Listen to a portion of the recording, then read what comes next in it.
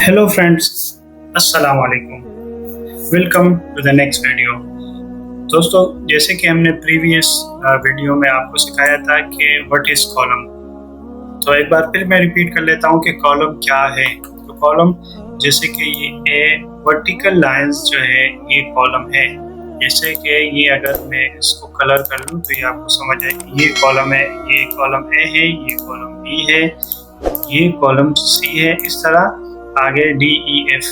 तो अभी दोस्तों हम आगे बढ़ते हैं और सीखते हैं कि व्हाट इज रो।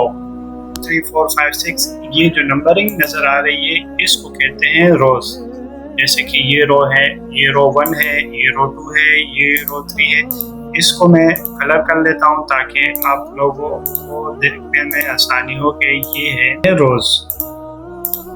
तो दोस्तों अभी आपको समझ आ गया कि what is column. Column A B C जो वर्टिकल लाइन है और रोज वही जो हॉरिजॉन्टल लाइन है। जैसे कि 1 2 3 4 5 6 7 ये रो कहलाते हैं और ये हॉरिजॉन्टल लाइन है। तो दोस्तों अगर अभी तक आपने मेरे चैनल को सब्सक्राइब नहीं किया ज़ियाटेक 2.0 तो आप मेरे चैनल को सब्सक्राइब करें ताकि हर आने वाली नई वीडियो आपके पास आ जाए।